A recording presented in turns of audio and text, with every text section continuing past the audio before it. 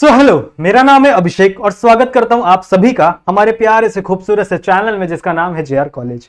तो जैसा कि आपको पता है कि इस चैनल के ऊपर हम लोग ने हमारे 11th और 12th स्टैंडर्ड के लिए नए नए बैचेस शुरू किए हुए हैं। सही है, जहां पे हम आप लोग को सारे के सारे सब्जेक्ट्स के हर एक लेसन आप लोग को अच्छे तरीके से पढ़ा रहे हैं। सही है, मैं आप लोग को पढ़ा रहा हूँ बायोलॉजी एज अ सब्जेक्ट और हम लोग ने 12th स्टैंडर्ड की बायोलॉजी में 8th लेसन स्टार्ट किया हुआ था जिसका नाम क्या है, that is respiration and circulation. इस लेसन को हम लोग दो पार्ट में पढ़ रहे हैं। एक अपना सबसे पहले हम लोग पढ़ रहे हैं अपना रेस्पिरेशन एंड उसके बाद हम लोग पढ़ेंगे दैट इज सर्कुलेशन। और मैंने आप लोगों को बताया हुआ है कि ये दोनों के दोनों जो रेस्पिरेटरी सिस्टम है और जो सर्कुलेटरी सिस्टम है, ये दोनों के दोनों एक दूसरे से कोरिलेट करते हैं। एक्चुअल में हमारे बॉडी में जितने भी सिस्टम्स एक्ट कर रहे हैं, चाहे वो डाइजेस्टिव सिस्टम हो, चाहे वो एक्सक्रीटरी सिस्टम हो, चाहे वो रेस्पिरेटरी सिस्टम हो, डाइजेस्टिव सिस्टम हो, हर एक सिस्टम एक दूसरे से कोरिलेट करते हैं। अगर एक होगा तो उसकी वजह से ही आगे चल के दूसरी सिस्टम कंटिन्यू होती है। समझ रहे हो? तो ये सारे के सारे चीजें एक दूसरे के साथ कोऑर्डिनेशन में काम करते हैं। सही है, तो अभी हम लोग समझ रहे थे हमारे रेस्पिरेटरी सिस्टम में। सही है, रेस्पिरेटरी सिस्टम में हम लोग ने क्या क्या देखा था। मैंने आप लोगों को रेस्पिरेशन के अलग अलग टाइप्स बताए थे। मैंने आपको बताया था कि ब्रीदिंग क्या होता है, मैंने आपको बताया था एक्सटर्नल रेस्पिरेशन क्या होता है। अगर आप लोग ने पिछली वीडियो देखी है तो आप लोगों को समझ में आ रहा होगा। ठीक है, अगर नहीं देखी हो तो एक बार जरूर से देख लेना, उसके बाद इस वीडियो पे जंप करना तो आपको और चीजें अच्छे तरीके से समझ में आएंगी। ठीक है, नहीं तो बाद में भी देख सकते हो, कोई दिक्कत की बात नहीं। अभी इस वीडियो को कंटिन्यू करो। सही है, तो हम लोग ने क्या देखा था, मैंने आपको रेस्पिरेशन के टाइप्स बताए थे। मैंने बताया था कि सबसे पहला रेस्पिरेशन होता है ब्रीदिंग। ब्रीदिंग का मतलब क्या होता है, सांस अंदर लेना और सांस बाहर छोड़ना, इसी को हम लोग ब्रीदिंग बोलते हैं। सही है, जब आप इंस्पिरेशन करते हो, इंस्पिरेशन मतलब क्या, जब आप सांस को अंदर लेते हो, ठीक है, इसे इनहेलेशन भी कहते थे। और जब आप सांस को बाहर रिलीज करते हो उसे हम लोग एक्सपिरेशन कहते हैं या फिर एक्सहेलेशन कहते हैं। तो ये पूरा प्रोसेस बच्चों ब्रीदिंग कहलाता है। सही है, तो ब्रीदिंग के थ्रू होता क्या था कि हमारा जो ऑक्सीजन था, जो एयर में प्रेजेंट था, वो ऑक्सीजन पहुंच गया आपके लंग्स के अंदर। लंग्स के अंदर एक छोटे छोटे पैकेट जैसे स्ट्रक्चर होते हैं, एक छोटे छोटे बैग लाइक स्ट्रक्चर होते हैं। मैंने आपको बताया था जिसे हम लोग एल्वियोलाई कहा करते थे। सही है, उस एल्वियोलाई के अंदर जाकर वो ऑक्सीजन स्टोर हो जाता था। सही है, मैंने आपको बताया था। फिर एल्वियोलाई के ऊपर बहुत सारे कैपिलरीज आए हुए, बहुत सारे छोटे छोटे कैपिलरीज आके लगे हुए हैं। वो सारे कैपिलरीज से क्या हो रहा है, वो सारे के सारे कैपिलरीज क्या कर रहे हैं, जो भी एल्वियोलाई के अंदर ऑक्सीजन पड़ा हुआ है वो सारे के सारे ऑक्सीजन कहां चला जा रहा है, उन कैपिलरीज के अंदर चला जा रहा है एल्वियोलाई से। समझ रहे हो? और जो भी ब्लड वेसल्स के अंदर कैपिलरीज के अंदर जो भी CO2 पड़ा हुआ है वो कहां चला जा रहा है, उन कैपिलरीज के अंदर। तो यहां पे भी एक एक्सचेंज ऑफ गैसेस हो रही थी, इसे मैंने नाम दिया था एक्सटर्नल रेस्पिरेशन। तो ऐसे कुछ हम लोग बात कर रहे थे, मैं आप लोग बताऊंगा डायग्राम बना के, तो आप लोग को ज्यादा अच्छे से समझेगा। सही है, तो ये सारी चीजें हम लोग बात कर रहे थे इस लेसन में। आज हम लोग क्या पढ़ेंगे, देखो आज हमारा मेन टॉपिक है बच्चों रेगुलेशन ऑफ ब्रीदिंग। आज हम लोग ये देखेंगे कि जो ब्रीदिंग हमारे बॉडी में हो रही थी, जो हम लोग सांस अंदर ले रहे, सांस बाहर छोड़ रहे, आप लोगों ने कभी नोटिस किया होगा कि जब आप अपने ब्रीदिंग को ध्यान में मतलब आपने देखा होगा ना कि हम लोग हमेशा अपने ब्रीदिंग पे ध्यान देते हैं क्या। अभी तो मैं आपको पढ़ा रहा हूं तो आप अपने ब्रीदिंग पे ध्यान दे रहे होंगे, लेकिन जब आप सो रहे हो, जब आप नॉर्मल काम कर रहे हो, उस टाइम पे आप अपनी ब्रीदिंग पे ध्यान नहीं दे रहे हो, बट उस टाइम पे भी आप सांस ले रहे हो। सही बात है, मतलब कोई तो है आपके बॉडी में जो इस ब्रीदिंग को कंट्रोल कर रहा है, इस ब्रीदिंग को रेगुलेट कर रहा है। समझ रहे हो? रेगुलेशन का मतलब क्या होता है कि अगर ज्यादा हो रहा है तो इसे कम किया जाए, कम हो रहा है तो इसे ज्यादा किया जाए। समझ रहे हो? रेगुलेशन का मतलब एक बैलेंस बना के रखना। तो आपके बॉडी में कोई तो ऐसा पार्ट है जो क्या कर रहा है, इस ब्रीदिंग का रेगुलेशन कर रहा है बच्चों। सही है, तो इस रेगुलेशन को ही आज हम लोग को डिटेल में डिस्कस करना है। एक्चुअल में हमारे ब्रेन ही होता है, हमारे पूरे के पूरे बॉडी को रेगुलेट करने वाला कौन है, हमारा master mind, that is brain. सही है, तो ब्रेन के अंदर ही बहुत सारे अलग अलग सेंटर हम लोग को पढ़ने हैं जो हमारे ब्रीदिंग को रेगुलेट करते हैं। तो वो सारी चीजें आज हम लोग जानेंगे। सही है, तो आ जाओ देखते हैं क्या क्या हम लोग ने पढ़ा था। मैंने आप लोग को देखो ये डायग्राम बनाया था। ठीक है, ये डायग्राम में मैंने आपको क्या समझाया था कि सबसे पहले देखो ये वाला होता है आपका ब्रीदिंग। ब्रीदिंग से आपके एयर में जो भी ऑक्सीजन प्रेजेंट है, ठीक है, वो कहां जाएगी, आपके लंग्स के अंदर चली जाएगी। सही है, और आपके लंग्स के अंदर जो भी कार्बन डाइऑक्साइड प्रेजेंट है वो कहां चली जाएगी, इस एयर में वापस चली जाएगी। दिस सिंपल सा process is known as breathing. सही है, ब्रीदिंग में एक हवा अंदर आई और एक हवा बाहर गई। इंस्पिरेशन हुआ, एक्सपिरेशन हुआ। सही है, इनहेलेशन हुआ, एक्सहेलेशन हुआ, दोनों की मीनिंग सेम है। उसके बाद मैंने आपको बताया था कि ये जो ऑक्सीजन आपके लंग्स के अंदर आई है ये ट्रांसफर होती है आपके ब्लड वेसल के अंदर, यानी कैपिलरीज के अंदर। सही है, तो आपका ये ऑक्सीजन चला जाता है आपके इस ब्लड वेसल के अंदर। सही है, और इसके पास जो भी CO2 प्रेजेंट होगा वो कहां चला जाएगा, दैट इज आपके इस लंग्स के अंदर चला जाएगा। सही है, फिर यही CO2 वापस एक्सपिरेशन के थ्रू बाहर निकल जाएगा। सही है, तो जैसे ही ऑक्सीजन आपके ब्लड को मिल गया, आपकी ब्लड कहलाने लगी ऑक्सीजनेटेड ब्लड। ठीक है, ये जो ब्लड है जिसके पास ऑक्सीजन आ चुका था, इसे हम लोग क्या बोल रहे थे, ऑक्सीजनेटेड ब्लड। अब इसका मैकेनिज्म मैंने आप लोगों को ऑलरेडी लास्ट के कुछ लेक्चर्स में पढ़ाया था, कैसे इसके अंदर आरबीसी होता है, आरबीसी के अंदर हीमोग्लोबिन होता है, हीमोग्लोबिन 4 ऑक्सीजन के मॉलिक्यूल को पकड़ लेता है। सही है, बहुत मस्त कहानी मैंने आप लोगों को बताई थी लास्ट 2 लेक्चर्स में, नहीं देखा होगा तो देखना जरूर से। सही है, तो जैसे ही इस ब्लड को ऑक्सीजन मिल जाता है ना बच्चों, ये क्या बन जाता है, ऑक्सीजनेटेड ब्लड। सही है। अब ये ऑक्सीजनेटेड ब्लड हार्ट के थ्रू होते हुए अलग अलग छोटे छोटे कहां चले जाएगा, सेल्स के पास चले जाएगा, टिश्यूज के पास चला जाएगा। सही है। अब इन टिश्यूज को क्या चाहिए, ऑक्सीजन चाहिए। सही है। तो सबसे पहले क्या होगा, ये जो ऑक्सीजन है जो इस ब्लड में तैर रहा था अभी तक, ये किसको मिल जाएगा, इन छोटे छोटे सेल्स को मिल जाएगा, टिश्यूज को मिल जाएगा, और इनके पास जो CO2 था वो कहां चला जाएगा, वापस इस ब्लड में चला जाएगा। सही है। तो हमने क्या किया, इस ब्लड का CO2 छीन लिया वापस। सही है। और इसको ऑक्सीजन छीन लिया और इसके अंदर क्या डाल दिया हम लोग ने, CO2 डाल दिया। सही बात है। तो इसका मतलब अब ये जो ब्लड है ये डीऑक्सीजनेटेड ब्लड है। ठीक है। डीऑक्सीजनेटेड ब्लड मतलब क्या, जिसके पास ऑक्सीजन नहीं है, जिसके पास क्या प्रेजेंट है, CO2 प्रेजेंट है। क्लियर है। तो अब इसके पास CO2 आ गए, that's mean it is a deoxygenated blood. ये डीऑक्सीजनेटेड ब्लड वापस आएगा हार्ट के पास, और ये वापस किसके पास जाएगा, लंग्स के पास, ऑक्सीजनेट होने के लिए। और यही काम आपका दिन भर चलता रहता है। This is the function of your circulatory system. इसके ऊपर भी हम लोग आएंगे, टेंशन मत लो। ठीक है। सर्कुलेटरी सिस्टम भी हम लोग डिटेल में डिस्कस करेंगे। सही है। लेकिन अभी बात हो रही है बच्चों रेस्पिरेशन की। रेस्पिरेशन में जो सबसे पहला पार्ट है दैट इज ब्रीदिंग। आज हम लोग को सीखना है कि ये ब्रीदिंग एक्चुअल में रेगुलेट कैसे होती है हमारे बॉडी में। सही है। तो हमारा जो नेक्स्ट टॉपिक बन जाता है बच्चों, that is a regulation of breathing. सही है। अब रेगुलेशन ऑफ ब्रीदिंग दो प्रकार की होती है हमारे बॉडी में, दो अलग अलग फंक्शंस हैं। ठीक है। दो अलग अलग स्ट्रक्चर्स हैं जहां पे ब्रीदिंग को रेगुलेट किया जाता है। एक है आपका न्यूरल रेगुलेशन। ठीक है। आपका न्यूरल रेगुलेशन दैट इज आपके नर्वस सिस्टम, यानी आपका ब्रेन कैसे रेगुलेट कर रहा है। और एक है आपका दैट इज केमिकल रेगुलेशन।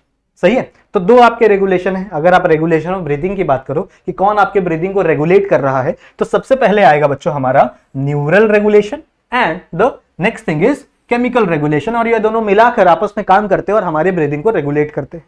सही है। आप लोगों ने देखा होगा कि कभी कभी हमारे ब्रीदिंग का रेट बढ़ जाता है। नॉर्मल हमारा रेट कितना होता है, एक मिनट में हम लोग ऑलमोस्ट 12 to 13 टाइम्स ब्रीथ करते हैं। सही है। लेकिन कभी कभी जो छोटे छोटे बेबीज होते हैं, पता है, जो न्यूबॉर्न बेबीज होते हैं, वो एक मिनट में 40 टाइम्स ब्रीथ करते हैं।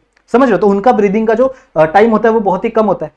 समझ में आ रही बात। ठीक है। उसके बाद या फिर कभी आप रनिंग कर रहे हो, कभी आप एक्सरसाइज कर रहे हो, तो उस टाइम पे भी आपकी ब्रीदिंग का रेट इंक्रीज हो जा रहा है। ऐसा क्यों हो रहा है, वो सब कुछ आज हम लोग समझने वाले हैं। सही है। तो देखो सबसे पहले हम लोग को पढ़ना पड़ेगा बच्चों न्यूरल वाला। न्यूरल को समझेंगे फिर केमिकल को समझेंगे धीरे धीरे। अब न्यूरल की बात करें तो न्यूरल में आएगा हमारा ब्रेन। सही है। न्यूरल में आएगा हमारा ब्रेन। आपका ब्रेन जो है, आपके ब्रेन के कुछ पार्ट्स है वही कंट्रोल कर रहे हैं ब्रीदिंग को कंट्रोल कर रहे हैं। समझ में आ रही बात, वही रेगुलेट कर रहे हैं ब्रीदिंग को। तो सबसे पहले हमें ब्रेन को थोड़ा सा समझना पड़ेगा, ब्रेन के पार्ट्स को थोड़ा सा समझना पड़ेगा। हालांकि तुम लोग ने अभी तक ब्रेन पढ़ा नहीं है मेरे साथ, बट कोई बात नहीं, मैं तुम लोग कुछ कुछ चीजें बता रहा हूं, वो तुम लोग ध्यान में रखो। तो आ जाओ नेक्स्ट टॉपिक डालो ब्रेन। और ब्रेन के थोड़े थोड़े पार्ट्स हम लोग पढ़ते हैं। ठीक है। देखो ब्रेन जो है ना आपका, ये आगे चल के 3 पार्ट में डिवाइड होता है बच्चों। आपका जो ब्रेन है ये 3 पार्ट में डिवाइड होता है। सबसे पहले होता है फोर ब्रेन। ध्यान से सुनो। ठीक है। सबसे पहला है फोर ब्रेन, उसके बाद आता है आपका मिड ब्रेन, और the last one is hind brain. सही है। सही है। ठीक है। सबसे पहले आपका फोर ब्रेन। फोर ब्रेन मतलब क्या, जो भी ये पार्ट आपकी आगे साइड प्रेजेंट होता है, जो भी पार्ट आपके फ्रंट में प्रेजेंट होता है उसे फोर ब्रेन बोलते हैं। सही है। तो एफ से फोर ब्रेन या फिर एफ से फोर याद रखो और एफ से फ्रंट याद रखो। तो जो भी चीज फ्रंट में प्रेजेंट होती है वो क्या होता है आपका फोर ब्रेन। सही है। जो भी चीज मिड में प्रेजेंट होगी, मिड मतलब क्या, बीच में प्रेजेंट होगी, it is a mid brain. And the last is hind brain. Hind brain मतलब क्या, जो छुपा हुआ हिस्सा है, मतलब जो सबसे लास्ट में प्रेजेंट होगा वो आपका क्या है, हाइंड ब्रेन। क्लियर है। अभी हम लोग को रेगुलेशन के लिए इन दोनों से कोई मतलब नहीं है। हमें हाइंड ब्रेन से कोई मतलब नहीं है, हमें मिड ब्रेन से कोई मतलब नहीं है, हमें मतलब है बच्चों इस हाइंड ब्रेन से। क्लियर है। हमें फोर ब्रेन से और मिड ब्रेन से कोई मतलब नहीं है। हालांकि फोर ब्रेन के भी आगे चल के 2 पार्ट होते हैं, एक है सेरिब्रम और एक है डायंसोफिलॉन। ठीक है। तो इसके भी आगे चल के 2 पार्ट होते हैं, सेरिब्रम और डायंसोफिलॉन। बट अभी हम लोग वो नहीं कर रहे हैं, वो हम लोग ब्रेन वाले चैप्टर में करेंगे अच्छे से। अभी हम लोग फोकस करेंगे हमारे हिंड ब्रेन पे। ठीक है। मिड ब्रेन के आगे कोई पार्ट नहीं होते। अगर मैं अपने हाइंड ब्रेन की बात करूं बच्चों, तो इसके आगे चल के 3 पार्ट है।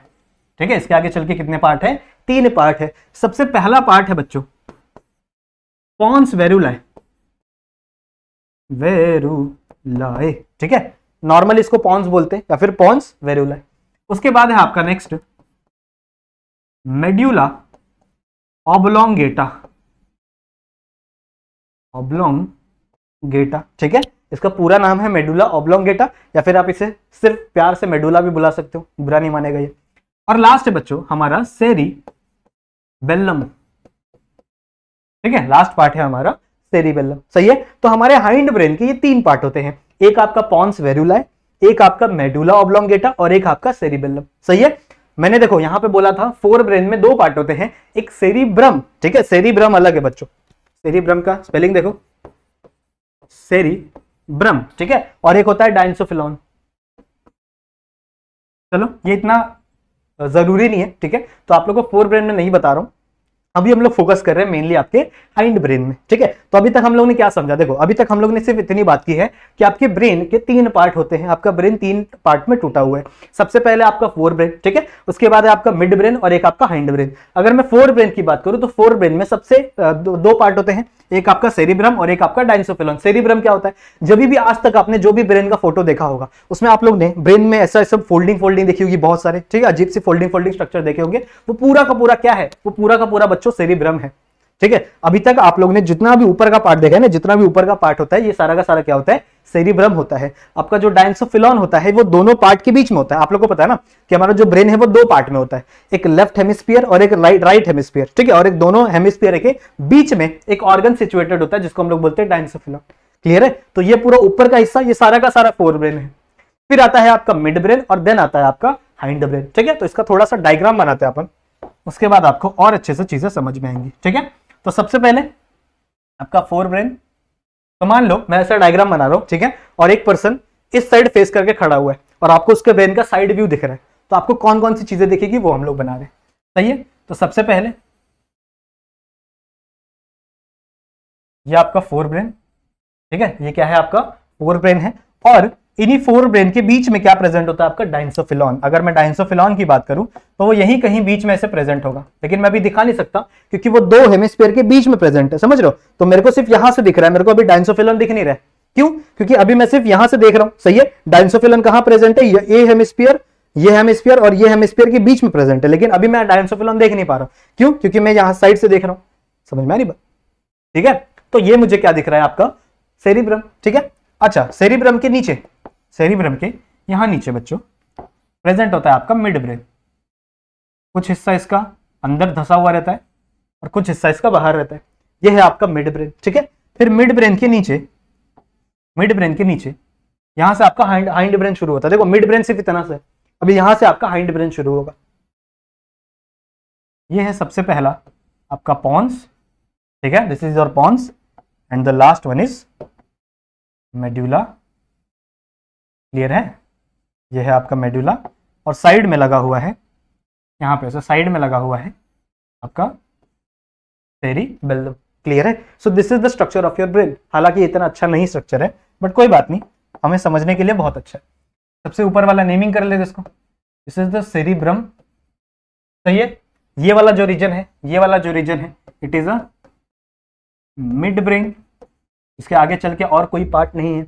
उसके बाद ये जो है ये वाला region, it is a pons, पूरा लिख लेना आप लोग, ठीक है, पॉन्स वेरुलाe, और ये है आपका मेडुला, क्लियर है, सही है। और ये क्या है आपका सेरिबेलम, क्लियर है, समझ में आ रही है बातें, ठीक है। तो ये है हमारा ब्रेन का नॉर्मल सा स्ट्रक्चर। अब इस ब्रेन में बच्चों कहां पे वो रीजन प्रेजेंट होगा जो हमारे लंग्स को क्या कर रहा होगा, कंट्रोल कर रहा होगा, हमारे लंग्स को रेगुलेट कर रहा होगा, जिसके वजह से हमारा लंग्स इनहेलेट कर पाता है, ठीक है, इनहेलेशन कर पाता है और एक्सहेलेशन कर पाता है। अब इसके लिए आप लोग को मेरी ब्रीदिंग वाली लेक्चर वीडियो अगर आप लोग ने देखी होगी तो आप लोग को एक चीज पता होगा कि जब भी हम इंस्पिरेशन करते हैं, ठीक है, जब भी हम इंस्पिरेशन मतलब जब हम सांस अंदर लेते हैं तो 2 चीजें होती हैं हमारे लंग्स के अंदर, जो रिब्स होते हैं, पता है ना आप लोगों को, रिब्स मैंने आप लोगों को पढ़ाया था। तो रिब्स के बीच में एक मसल होती है जिसको हम लोग ने कहा था एक्सटर्नल इंटरकोस्टल मसल, ठीक है। तो एक्सटर्नल इंटरकोस्टल मसल और डायफ्राम, ये 2 मसल्स होती है जो क्या होती है, कॉन्ट्रैक्ट होती है, जिसकी वजह से हमारे लंग्स का साइज बढ़ जाता है, सही है ना। जब हम सांस लेते हैं, अंदर लेते हैं, तो हमारे ये जो थोरैसिक कैविटी वाला रीजन है ये फूल जाता है, क्यों, क्योंकि यहाँ पे 2 मसल्स क्या हो रही हैं, कॉन्ट्रैक्ट हो रही है। कौन कौन सी, एक आपकी एक्सटर्नल इंटरकोस्टल मसल और एक आपकी डायफ्राम। जब दोनों कॉन्ट्रैक्ट होती है ना बच्चों, तो आपके लंग्स का साइज ऐसे ऐसे फूल जाता है, समझ रहे हो। जैसे ही इसका साइज इंक्रीज होता है, जैसे इसका वॉल्यूम इंक्रीज होता है बच्चों, जैसे आपके लंग्स का वॉल्यूम इंक्रीज होता है, उसी के साथ साथ उसके अंदर प्रेशर डिक्रीज हो जाता है। मैंने आपको पढ़ाया था बॉयल्स लॉ। तो बॉयल्स लॉ में क्या बताया था कि जैसे ही वॉल्यूम बढ़ेगा प्रेशर क्या हो जाएगा, कम हो जाएगा। Volume is inversely proportional to pressure, सही है। तो अंदर प्रेशर कम हो गया, एयर में प्रेशर ज्यादा हो गया, तो ऑटोमेटिकली बाहर की जो एयर है वो अंदर की तरफ रश करना शुरू कर देगी। मतलब कोई भी चीजें हायर एटमॉस्फेरिक प्रेशर से लोअर एटमॉस्फेरिक प्रेशर की तरफ जाएंगी। सही बात है, ठीक है, ये मैंने आप लोगों को बताया था। अब वही चीज यहां पे भी होने वाली है। देखो ध्यान से देखो, यहां पे लंग्स बना लेते हैं। मान लो दिस इज द लंग्स, छोटा सा बनाएंगे अपन, ठीक है। ये आपका ट्रैकिया है, ये आपके ब्रोंकाई एंड ये आपके लंग्स, सही है। अब मैंने आपको बताया था यहां से साइड से क्या आए हुए हैं, रिब्स आए हुए हैं, सही है। ऐसे रिब्स आए रहते हैं ना, और बीच में स्टर्नम प्रेजेंट होता है। बीच में एक ऐसी बोन प्रेजेंट होती है जिससे मैंने क्या बोला था, स्टर्नम, सही है। और यहां से साइड से रिब्स आके उसके ऊपर लगे हुए, सही है। ये रिब्स कहां से आए हैं, ये रिब्स कहां से आए हैं, मैंने आप लोग को पढ़ाया था, ठीक है। ये रिब्स कहां से आते हैं, पीछे वर्टिब्रल कॉलम से। पीछे आपका वर्टिब्रल कॉलम, डॉर्सल साइड में वर्टिब्रल कॉलम, वेंट्रल साइड पे स्टर्नम, ये वाली जो बोन है दिस इज द स्टर्नम, सही है। और लैटरल साइड में यहां से ऐसे आके रिब्स यहाँ पे क्या हुए हैं, अटैच हुए हैं और एक केज बना दिए हैं। केज समझते हो ना, एक समझ लो पिंजरा बना दिए हैं, समझ लो। इस पिंजरे के अंदर आपका क्या रखा हुआ है, आपके लंग्स रखे हुए, सही है। फिर मैंने आपको बताया था कि इन दोनों रिब्स के बीच में यहाँ पे एक मसल लगी हुई है, यहाँ पे इन दोनों रिब्स के बीच में यहाँ पे एक मसल लगी हुई है, और ये मसल दोनों साइड से लगी हुई रहती है। मान लो ये आपके रिब्स है, ठीक है, ये क्या है, आपके रिब्स हैं, ऐसे दो रिब्स लगे हुए हैं। तो इन दोनों के ऊपर एक मसल आगे साइड से लगी रहेगी, एक मसल पीछे साइड से लगी रहेगी, समझ रहे हो। एक मसल आगे साइड से और एक मसल पीछे साइड से, ऐसे मसल्स लगी हुई है कहां पे, आपके रिब्स पे, सही है। जो मसल आगे लगी हुई है उसका नाम है एक्सटर्नल इंटरकोस्टल मसल, और जो मसल पीछे लगी हुई है उसका नाम है इंटरनल इंटरकोस्टल मसल, ठीक है। तो मैं सिर्फ यहां पे लिख देता हूं इंटर कोस्टल मसल, सही है, ठीक है। कोस्टल मतलब क्या, रिब्स, और रिब्स के बीच में प्रेजेंट है, that's why it is the internal sorry it is a intercostal muscle, clear है। अब दो प्रकार की इंटरकोस्टल मसल मैंने आप लोगों को बताई, एक जो आपके रिब्स के पीछे सिचुएटेड है और एक आपके रिब्स के आगे सिचुएटेड है। मैंने आपको बताया जो आगे सिचुएटेड है that is external intercostal muscle, वही आगे चल के कॉन्ट्रैक्ट करते हैं, ठीक है, समझ में आई बात, ठीक है। तो मान लो इसके आगे साइड में, यहां साइड में एक मसल लगी हुई है that is external intercostal muscle, और इसके नीचे साइड में, यहां पे इसके नीचे साइड में यहां पे क्या प्रेजेंट है, आपका डायफ्राम प्रेजेंट है, सही है। तो यहां पे आपका क्या प्रेजेंट होगा, दैट इज डायफ्राम प्रेजेंट होगा, क्लियर है। तो there are two types of intercostal muscle, ठीक है। हम लोग ने बात की थी दो प्रकार के इंटरकोस्टल मसल है, एक है आपके एक्सटर्नल इंटरकोस्टल और एक थे आपके इंटरनल इंटरकोस्टल, ठीक है। तो ये जब कॉन्ट्रैक्ट होते हैं, साथ ही साथ इसके नीचे एक मसल और लगी थी जिसकी बात हम लोग कर रहे थे, एक मसल और लगी है यहाँ पे, दैट इज अवर डायफ्राम, ठीक है। यहाँ पे क्या लगी है, देयर इज अनदर मसल जिसे हम लोग क्या बोल रहे हैं, डायफ्राम, ठीक है। सो डायफ्राम यहां पे प्रेजेंट होगी, ये डायफ्राम कॉन्ट्रैक्ट करेगी, साथ ही साथ आपकी एक्सटर्नल इंटरकोस्टल जब कॉन्ट्रैक्ट करेगी तभी क्या होगा, आपके लंग्स का यानी थोरैसिक चेंबर का दैट इज वॉल्यूम बढ़ जाएगा, ठीक है, वॉल्यूम इसका इंक्रीज हो जाएगा। अब जब वॉल्यूम इंक्रीज होता है तो प्रेशर डिक्रीज होता है, सही बात है। जब वॉल्यूम इंक्रीज होगा तो प्रेशर डिक्रीज होगा और बाहर की हवा रश कर जाएगी, सही है। अब हम लोग बात कर रहे हैं कि आखिरकार ये रेगुलेट कौन करेगा। तो बच्चों देखो ध्यान से सुनो, हमारे ब्रेन के, ठीक है, हम ध्यान से सुनो, हमारे ब्रेन के इस मेडुला वाले रीजन में, ये जो मेडुला ऑब्लोंगेटा का रीजन है ना, इस रीजन में देयर आर सम सेंटर, यहां पे कुछ न्यूरॉन्स प्रेजेंट होते हैं बच्चों, सही है। और ये न्यूरॉन्स रेगुलेट करते हैं इन सबके हम लोग बोल सकते हैं इन सबके कॉन्ट्रैक्शन को, ठीक है। सो यहां पे मान लो, यहां पे एक न्यूरॉन प्रेजेंट है, यहां पे एक न्यूरॉन प्रेजेंट है और उसकी एक्सॉन्स यहां पे आए हुए हैं और इसके इंटरकोस्टल मसल्स को क्या कर रहे हैं, वो रेगुलेट कर रहे हैं। सिमिलरली यहां पे एक दूसरा न्यूरॉन भी हो सकता है, सही है, और उसके जो एक्सॉन है वो कहां पे आए हुए हैं, दैट इज इसके डायफ्राम पे आए हुए हैं, सही है। आप लोगों को न्यूरॉन का स्ट्रक्चर पता है ना, न्यूरॉन का स्ट्रक्चर कैसे होता है, यहाँ पे एक सेल होता है और कुछ ऐसा कुछ स्ट्रक्चर होता है जिसको हम लोग सेल बॉडी बोलते हैं, सही है। और फिर यहां से इसकी एक पूंछ निकली है जिसको हम लोग क्या बोल रहे हैं, एक्सॉन, और एक्सॉन बहुत लंबा हो सकता है, एक्सॉन बहुत लंबे लंबे सेल्स होते हैं न्यूरॉन एक्चुअल में, सही है। तो एक्चुअल में जहां पे उनकी सेल बॉडी प्रेजेंट है बच्चों, उन सेल्स की जहां पे भी सेल बॉडी प्रेजेंट है हम लोग उनकी वो लोकेशन मानते हैं। तो यहां पे सेल बॉडी कहां पे प्रेजेंट है, यहां पे मेडुला में प्रेजेंट है, सही है। तो हम लोग कहेंगे कि यार ये जो न्यूरॉन प्रेजेंट है ये कहां पे प्रेजेंट है, दैट इज मेडुला रीजन में प्रेजेंट है, सही है। और इसके एक्सॉन कहां पे गए हुए हैं, एक एक्सॉन गया हुआ है इसके इंटरकोस्टल मसल पे और एक एक्सॉन गया हुआ है इसके डायफ्राम वाले रीजन में। ये वाला रीजन क्या है, दिस इज द डायफ्राम, सही है, ये क्या है आपका डायफ्राम, सही बात है, ठीक है। तो दोनों को कॉन्ट्रैक्ट करना पड़ेगा, एक आपके इंटरकोस्टल मसल को और एक आपके डायफ्राम को, तभी क्या होगा, ये दोनों जैसे ही कॉन्ट्रैक्ट होंगे आपकी डायफ्राम नीचे जाएगी,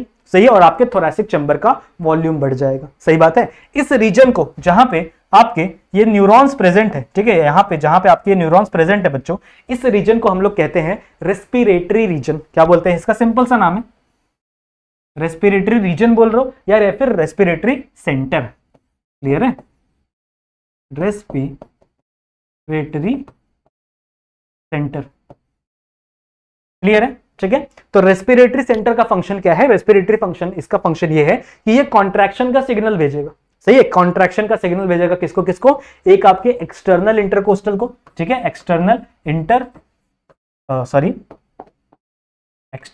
इंटरकोस्टल मसल को, ठीक है, और एक आपके डायफ्राम को, इन दोनों को ये रेस्पिरेटरी सेंटर क्या भेजेगा, दैट इज आपके कॉन्ट्रैक्शन के सिग्नल भेजेगा।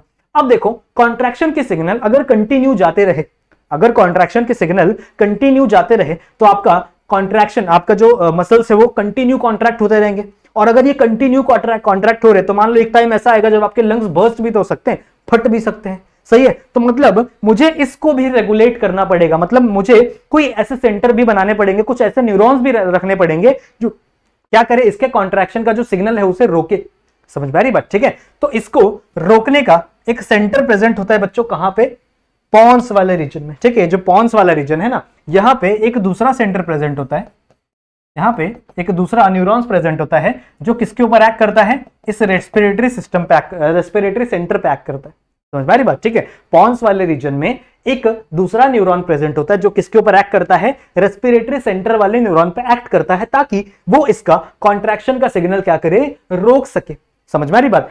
एक बार कॉन्ट्रैक्शन हुआ तो जैसे ही इसका सिग्नल रुकेगा फिर क्या हो जाएगा, रिलैक्सेशन, सही बात है। तो एक बार कॉन्ट्रैक्शन हुआ, कॉन्ट्रैक्शन का सिग्नल कौन रोक देगा, ये ऊपर वाला सेंटर रोक देगा, और ये क्या कर देगा, जैसे ही ये इसका सिग्नल रुकेगा वैसे ही क्या हो जाएगा, पूरा का पूरा बॉडी रिलैक्स, पूरा बॉडी मतलब थोरैसिक चैम्बर क्या हो जाएगा, रिलैक्स हो जाएगा। और जैसे ही रिलैक्सेशन होगा, मैंने आपको बताया, जैसे ही रिलैक्सेशन होगा वापस आपके इंटरकोस्टल मसल और डायफ्राम आपके नॉर्मल जगह पे आ जाएंगे, और उस टाइम पे आपके थोरैसिक चैम्बर का वॉल्यूम क्या हो जाएगा, कम हो जाएगा, सही है। जैसे ही वॉल्यूम कम हुआ प्रेशर इंक्रीज हो गया, बॉयल्स लॉ, सही बात है। जैसे ही वॉल्यूम डिक्रीज हुआ आपका क्या बढ़ गया, प्रेशर बढ़ गया। अब अंदर प्रेशर ज्यादा है, बाहर प्रेशर कम है, तो कोई भी चीज higher pressure to lower pressure जाएगी, सही बात है, ठीक है। तो यहां पे इस सेंटर का नाम क्या है, ये जो सेंटर है जो इसको रेगुलेट कर रहा है ना बच्चों, इसका नाम क्या है, तो इसे हम लोग कहते हैं एपनियोस्टिक सेंटर। जो सेंटर यहां पे प्रेजेंट है जो क्या कर रहा है, इसको रेगुलेट कर रहा है, this centre is known as apneustic centre, समझ रहे हो, नहीं, एपनियोस्टिक नहीं, it is a pneumotaxic centre, I am so sorry, it is a pneumotaxic centre, समझ रहे हो, ठीक है। तो न्यूमोटैक्सिक का फंक्शन क्या है, न्यूमोटैक्सिक का फंक्शन है इसके काम को चुप करा देना, ठीक है, इसको एकदम से चुप करा देता है, इसके फंक्शन को बंद करा देता है। किसका काम है ये, न्यूमोटैक्सिक का काम है, समझ में आई बात। एपनियोस्टिक का दूसरा फंक्शन है, मैं भी बताऊंगा, सही है। तो अभी तक हम लोग ने क्या समझा, हम लोग ने सिर्फ इतनी बात की है बच्चों, ध्यान से सुनो, अभी तक मैं थोड़ा सा रिवाइज करा देता हूं। अभी तक हम लोग ने क्या किया कि ये आपका ब्रेन है, सही है, ब्रेन के अंदर आपके ये मिड ब्रेन वाला रीजन है, ये आपके पॉन्स और ये आपका मेडुला वाला रीजन है। फिर मैंने आपको बताया कि आपका ब्रीदिंग कैसे होता है, ब्रीदिंग होने के लिए आपके दो मसल्स को कॉन्ट्रैक्ट होना बहुत ज्यादा जरूरी है, एक आपके एक्सटर्नल इंटरकोस्टल और एक आपके दैट इज आपके डायफ्राम को, सही है। इसको कॉन्ट्रैक्ट करने के लिए हमारे मेडुला वाले रीजन में एक सेंटर प्रेजेंट है जिसका नाम क्या है, रेस्पिरेटरी सेंटर। वो क्या करता है, सिग्नल भेजता है किसको, आपके एक्सटर्नल इंटरकोस्टल को और आपके डायफ्राम को। जैसे ही इनको सिग्नल मिलता है ये क्या हो जाते हैं, कॉन्ट्रैक्ट हो जाते हैं। अब कंटिन्यू सिग्नल ना मिले, सिग्नल कंटिन्यू ना हो, अगर सिग्नल कंटिन्यू मिलता रहेगा तो ये सिग्नल ये कंटिन्यू कॉन्ट्रैक्ट होते रहेंगे, और एक टाइम आएगा जब हमारे लंग्स बर्स्ट हो जाएंगे, फट जाएंगे बिकॉज ऑफ द कॉन्ट्रैक्शन ना। तो ये कंटिन्यू सिग्नल ना मिले, दैट्स व्हाई इनका सिग्नल हमें बंद करवाना पड़ेगा। इनको बंद करवाने के लिए एक दूसरा रीजन प्रेजेंट है, कहां पे, पॉन्स वेरुलाई में। कहां पे, पॉन्स वेरुलाई में बच्चों एक दूसरा रीजन प्रेजेंट है जो क्या करता है, इसके सिग्नल को बंद करवा देता है, समझ रहे हो। तो मतलब एज हम लोग बोल सकते हैं कि इसको रेगुलेट कर रहा है, सही है। तो थोड़े टाइम तक क्या होगा, देखो ध्यान से सुनो, पहले क्या होगा, इसको मिटा दें, इसको मिटा दें। तो देखो पहले क्या होगा, कुछ टाइम तक मान लो ये सिग्नल की रेंज है, तो मान लो यहां पे कुछ टाइम तक कॉन्ट्रैक्शन हुआ। जैसे ही कॉन्ट्रैक्शन हुआ, कॉन्ट्रैक्शन कितने टाइम के लिए होता है, 2 सेकंड के लिए, कॉन्ट्रैक्शन कितने टाइम के लिए होता है? 2 सेकंड के लिए। मतलब इसने 2 सेकंड के लिए सिग्नल भेजा इसको कॉन्ट्रैक्ट करने के लिए, नॉर्मल कंडीशन में बता रहा हूं, ठीक है। तो इसने 2 सेकंड के लिए क्या भेजा? कॉन्ट्रैक्शन का सिग्नल भेजा इसको। जैसे ही कॉन्ट्रैक्शन हुआ, ठीक है, जैसे ही कॉन्ट्रैक्शन हुआ, 2 सेकंड कंप्लीट हुए, ये जो आपका न्यूमोटैक्सिक सेंटर है ये क्या कर देगा? इसको चुप करा देगा, बोलेगा अब तो सिग्नल नहीं भेजेगा, ठीक है। इसको बोलेगा चुप हो जा, अब तो सिग्नल नहीं भेजेगा। तो इसका सिग्नल क्या हो जाएगा? बंद हो जाएगा, ठीक है। तो इसका सिग्नल यहां से कोई सिग्नल लिएगा, मतलब इस बीच में कुछ सेकंड्स के लिए इसका सिग्नल बंद हो जाएगा। समझ में आ रही बात? ठीक है। तो जैसे ही इसका कॉन्ट्रैक्शन रुकेगा, आपका लंग क्या हो जाएगा? रिलैक्स हो जाएगा, सही है। और रिलैक्सेशन के टाइम पे आपका एक्सपीरेशन होगा।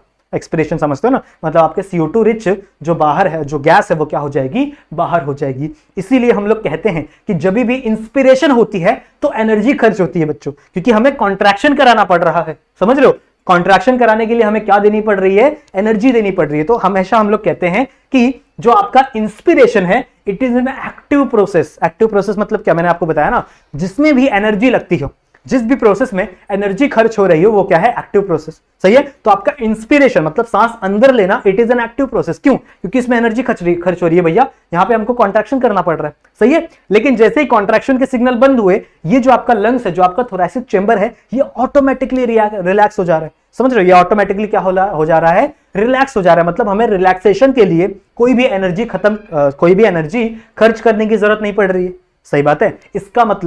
इसका मतलब हमारा जो एक्सेलेशन प्रोसेस है, जो हमारा एक्सपीरेशन प्रोसेस है, it is a passive process. ऐसा कहते हैं ना हम लोग। क्यों कहते हैं? That's why. समझ में आई बात? ठीक है। तो इसका मतलब ये जो अगले कुछ सेकंड्स हैं, इनमें क्या होगी बच्चों? एक्सपीरेशन कह लो या फिर एक्सेलेशन कह लो। कितने टाइम के लिए होती है एक्सेलेशन? 3 सेकंड के लिए। समझ में आई बात? ठीक है। 3 सेकंड के लिए क्या होती है? आपकी एक्सेलेशन होती है। तो टोटल 5 सेकंड हो गया। टोटल 5 सेकंड में आपने एक सांस लिया और एक सांस छोड़ दी, सही है। इसीलिए हम लोग कहते हैं ना कि 1 मिनट के अंदर हम लोग ऑलमोस्ट 12 से 13 बार सांस लेते हैं।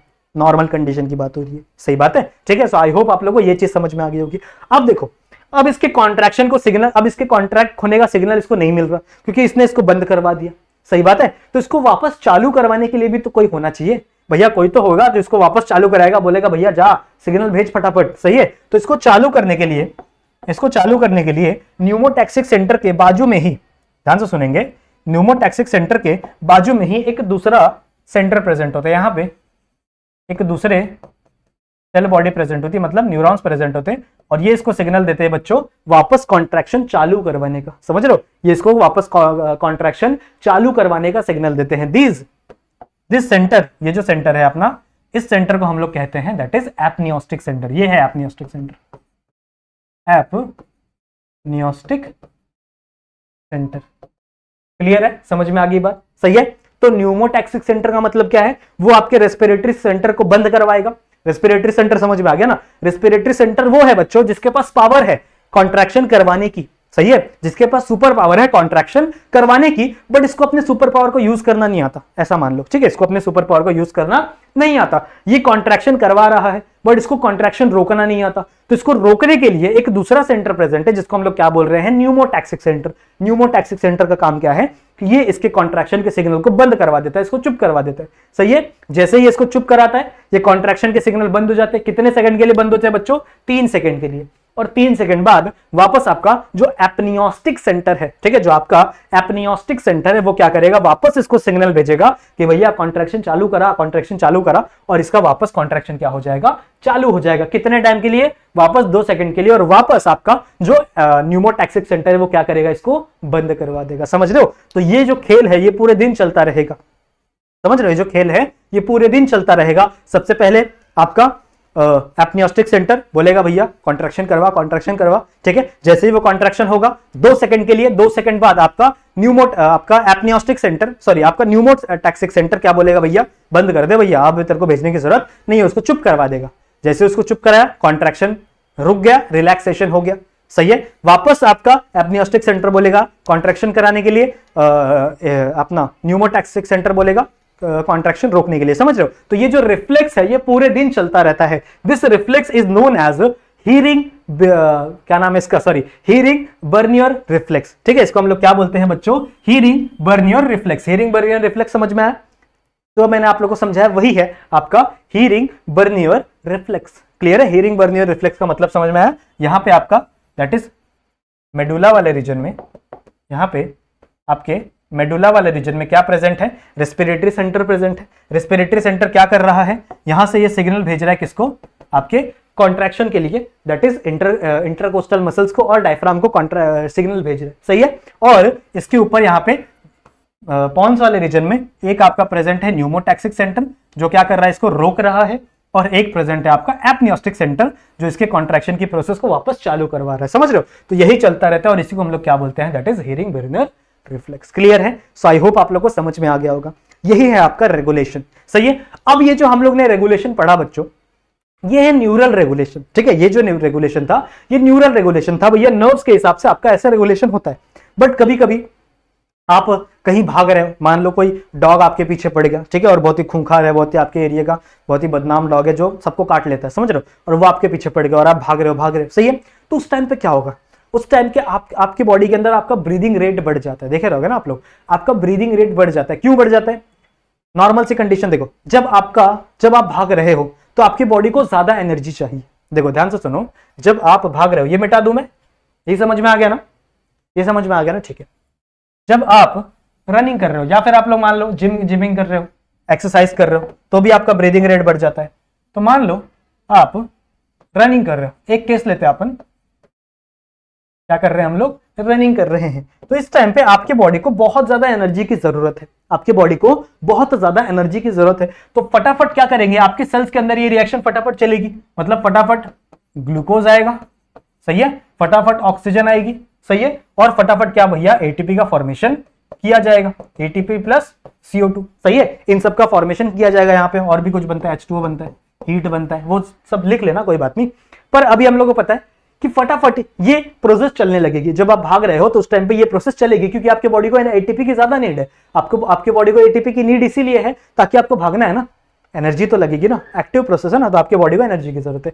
अब जब सेल्स को ये प्रोसेस अगर फास्ट करनी है तो उसे फटाफट ऑक्सीजन चाहिए और फटाफट उसे क्या चाहिए, ग्लूकोज चाहिए, सही है, उसे फटाफट क्या चाहिए, ऑक्सीजन चाहिए और ग्लूकोज चाहिए। आखिरकार ये सारी चीजें फटाफट कैसे आएंगी, ठीक है, कैसे ये सारी चीजें आपके सेल्स तक जल्दी जल्दी पहुंचाई जाएंगी। तो होता क्या है, देखो मैं आप लोग को बताता हूं, होता क्या है, यहां पे कुछ केमिकल सिग्नल्स का यूज किया जाता है। देखो मान लो ये आपके ब्लड वेसल है, अब याद करो मैंने आप लोग को इंटरनल रेस्पिरेशन के टाइम पे पढ़ाया था कि जब आपका ये CO2, जब आपका CO2 ब्लड में जाता है, सही है, तो CO2 ब्लड के H2O के साथ रिएक्ट होके, ठीक है, आपका ये जो CO2 है ये ब्लड के H2O के साथ रिएक्ट होके क्या बनाता है, कार्बोनिक एसिड H2CO3, सही है, क्या बना देता है, ये कार्बोनिक एसिड H2CO3 बना देता है। साथ ही साथ में ये आगे चल के डिसोसिएट हो जाते हैं, ये आगे चल के डिसोसिएट हो जाते हैं H+ और H3O-, सॉरी HCO3-, समझ रहे हो,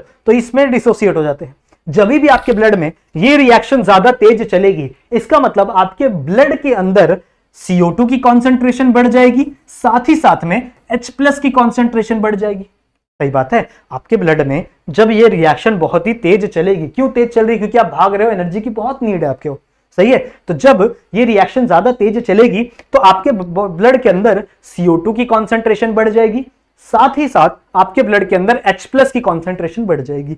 अब जैसे ही आपके ब्लड के अंदर इन दोनों केमिकल्स की, जैसे ही आपके ब्लड के अंदर बच्चों इन दोनों केमिकल्स की कॉन्सेंट्रेशन बढ़ती है, वहां पे केमिकल कंट्रोल स्टार्ट हो जाता है। क्या स्टार्ट हो जाता है बच्चों, वहां पे chemical control of breathing start हो जाती है, सही है। देखो ध्यान से सुनो, अभी मैं क्या समझाने जा रहा हूं। अभी तक हम लोग ने ब्रेन का पार्ट पढ़ा, दिस इज द ब्रेन, हम लोग ने मैंने आप लोगों को बताया, सही है। यहाँ पे आपका मिड ब्रेन था, फिर यहाँ पे आपका पॉन्स था, और पॉन्स के नीचे आपका क्या था, दैट इज मेडुला ऑब्लोंगेटा, सही है। फिर मैंने आपको बताया कि यहाँ पे पड़ा रहता है आपका रेस्पिरेटरी सेंटर, सही है, यहाँ पे पड़ा रहता है आपका दैट इज एपनियोस्टिक सेंटर, और यहाँ पे पड़ा रहता है आपका न्यूमोटैक्सिक सेंटर। क्लियर है, तो ये चीज मैंने आप लोग को अभी बताई। अच्छा एक बात और सुन लो बच्चों, ये तो हम लोग ने अभी तक सीख लिया। यहाँ पे जहां पे आपका रेस्पिरेटरी सेंटर पड़ा है, जहां पे this is the respiratory centre, ठीक है, तो जहां पे बच्चों आपका रेस्पिरेटरी सेंटर पड़ा है, उसके जस्ट साइड में, मतलब यहाँ पे एक रीजन होता है बच्चों, इसके जस्ट साइड में एक यहाँ पे रीजन होता है जिसे हम लोग कहते हैं chemo sensitive area, chemo sensitive area. अब देखो इससे, इस वर्ड से हमको मतलब क्या पता चल रहा है, इस वर्ड से क्या मतलब पता चल रहा है, कीमो का मतलब होता है केमिकल, सही है, और सेंसिटिव का मतलब होता है कि अगर केमिकल का लेवल थोड़ा सा भी ऊपर नीचे होगा तो इस एरिया को पता चल जाएगा, because it is very sensitive to chemicals, सही है, केमिकल्स के लिए ये बहुत ज्यादा सेंसिटिव एरिया है, सही है। तो मैंने आप लोगों को बताया कि भैया केमिकल्स तो बढ़ गए है ना, केमिकल का लेवल बढ़ गया, कौन से केमिकल, एक आपका CO2 और एक आपका H+, सही है। इस कंडीशन में, इस ब्लड में यही चीजें हो रही है, एक आपके CO2 का लेवल बढ़ गया है, एक आपके H+ का लेवल बढ़ गया है, और आपके ऑक्सीजन का लेवल कम हो गया है, समझ रहे हो, आपके ऑक्सीजन का लेवल क्या हो गया है, कम हो गया है। तो जैसे ही, अब देखो आपकी बॉडी में ब्लड तो हर जगह है, आपके ब्रेन में भी ब्लड है, हर जगह ब्लड घूमता रहता है ना, तो जैसे ही ब्लड बच्चों यहां पहुंचेगा, ठीक है, जैसे ही ब्लड, मान लो यहां से कोई ब्लड वेसल आ रही है, ब्लड वेसल आ रही है, और जैसे ही ब्लड इस एरिया में पहुंचेगा, कहां आ गए हम लोग, ये वाला डायग्राम में थे ना, तो जैसे ही ब्लड मान लो यहां तक पहुंचा, अब इस एरिया में जैसे ही आपका ब्लड घुसा, इस एरिया में जितने भी जो भी CO2 थे ना, थोड़े बहुत CO2 आके इसके ऊपर स्टिक हो जाते हैं, पता है, इसके ऊपर कुछ कुछ CO2 आके लग जाते हैं और कुछ कुछ H+ आके लग जाते हैं, जिसकी वजह से इसको पता चल जाता है कि यार आपके ब्लड के अंदर CO2 और H+ की कॉन्सेंट्रेशन बढ़ गई है, मतलब आपकी बॉडी कुछ तो ऐसा कर रही है, ठीक है, आपकी बॉडी कुछ तो ऐसा कर रही है जिसमें बहुत ज्यादा एनर्जी की जरूरत है, सही है। तो ये जो कीमो सेंसिटिव एरिया है ना, ये इसको सिग्नल देने लगता है। देखो इसके बाजू में क्या प्रेजेंट है, आपका रेस्पिरेटरी सेंटर प्रेजेंट है, तो ये इसको बाजू में ही इसके प्रेजेंट है, तो ये इसको क्या देने लगता है, सिग्नल देने लगता है कि भाई फटाफट कॉन्ट्रैक्शन करा, ताकि हमें क्या जरूरत, ताकि हमें फटाफट क्या मिले, ऑक्सीजन मिले, और ज्यादा ऑक्सीजन मिलेगी तब हम क्या कर पाएंगे, अपना ये जो प्रोसेस है, कहां गया, ये वाला जो प्रोसेस है, इसे फास्ट करा पाएंगे।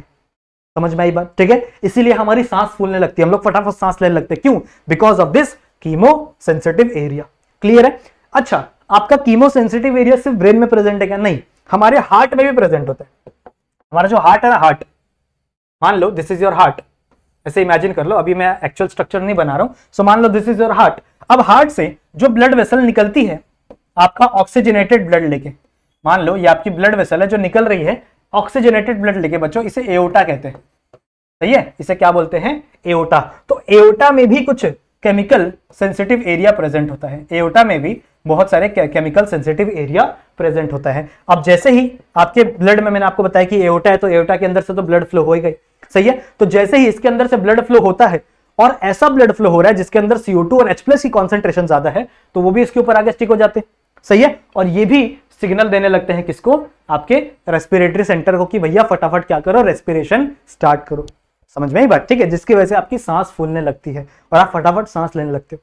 समझ में आ रहे, this is because of the chemical control of the breathing. अच्छा, एक और चीज देखा होगा आप लोग ने कि आपका जो हार्ट बीट है वो भी तेज हो जाता है, आपका हार्ट बीट बहुत तेज फंक्शन करने लगता है, क्यों, क्योंकि जब ऑक्सीजन इतनी तेज आ रही है तो उसे फटाफट सेल्स तक पहुंचाना भी तो है, उसको पहुंचाने का काम किसका है, ब्लड का ही काम है।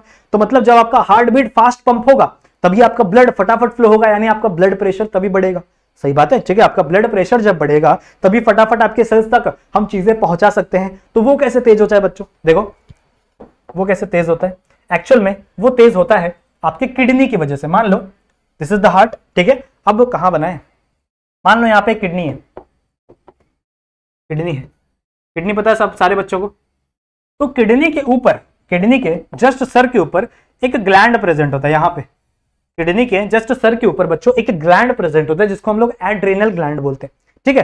तो जब भी ऐसा कोई कंडीशन होती है, ऐसी कोई भी कंडीशन होती है, ठीक है, तो उस टाइम पे आपका ब्रेन सिग्नल देता है इस एड्रेनल ग्लैंड को, ठीक है। आपका ब्रेन क्या करता है, इस एड्रेनल ग्लैंड को क्या देता है, सिग्नल देता है, और इसके सिग्नल के अकॉर्डिंगली ये एड्रेनलिन रिलीज करने लगता है। आपका जो ये जो एड्रेनल ग्लैंड है ये एड्रेनलिन रिलीज करने लगता है। अब एड्रेनलिन एक ऐसा हार्मोन है जो आपके बॉडी के फंक्शन को बहुत फास्ट कर देता है। अब ये एड्रेनलिन रिलीज किस में कर रहा है, ब्लड में कर रहा है, सही है। वो ब्लड घूम घाम के कहां पहुंचेगा, हार्ट में ही पहुंचेगा ना। तो जैसे ही वो हार्ट में, जैसे ये एड्रेनलिन हार्ट में पहुंचता है, हार्ट की पंपिंग क्या हो जाती है, फास्ट हो जाती है। मतलब एड्रेनलिन इंडिकेट करता है आपके हार्ट को कि भैया फटाफट क्या करना है, धड़कना है, ताकि आपके फटाफट सारी चीजें हर सेल्स तक पहुंच जाए और हमको फटाफट एनर्जी मिले। समझ रहे हो। तो देख रहे हो आपका जो बॉडी है वो कितना कोऑर्डिनेट में काम कर रहा है, कितने एक स्पेसिफिक फंक्शन, एक अच्छे से फंक्शन में काम कर रहे हैं, देख रहे हो, समझ में आई बात, ठीक है। सो आई होप आप लोगों को ये चीजें समझ में आ गई होंगी।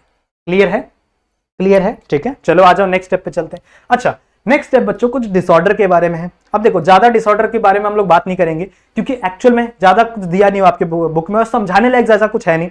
डिसऑर्डर में क्या दिया हुआ है, कॉजेस दिए हुए हैं, कैसे ट्रीट करोगे, बस वही आपको लर्न करने। ठीक है, मैं आप लोग कुछ बता देता हूं। जैसे हम लोग अगर बात करें बच्चों अस्थमा की, अगर हम लोग अस्थमा एज अ डिसऑर्डर की बात करें तो इसमें कुछ चीजें मैं आप लोगों को बताता हूं। देखो हमारी बॉडी नॉर्मल इन्फेक्शन पे कैसे रिएक्ट करती है।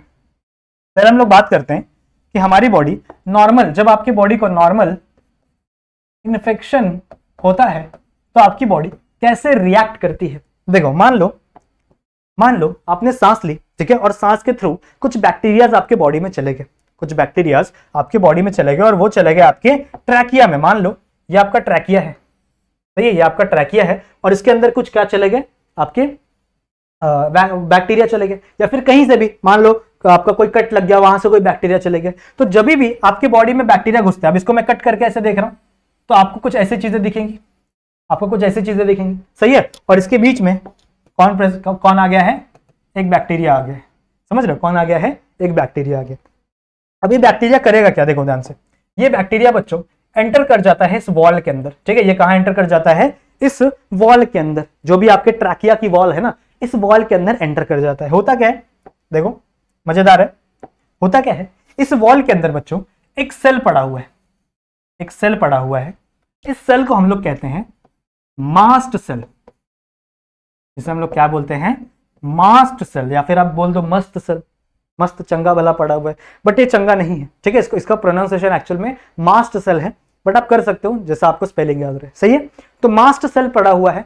अब ये बहुत ही ज्यादा गुस्सैल सेल है। एक्चुअल में होता क्या है, जैसे ही बैक्टीरिया आपका पहुंचता है इस सेल के, इस वॉल के अंदर, तो वो देखता है ये मास्ट सेल क्या है, ये कौन सा सेल पड़ा हुआ है।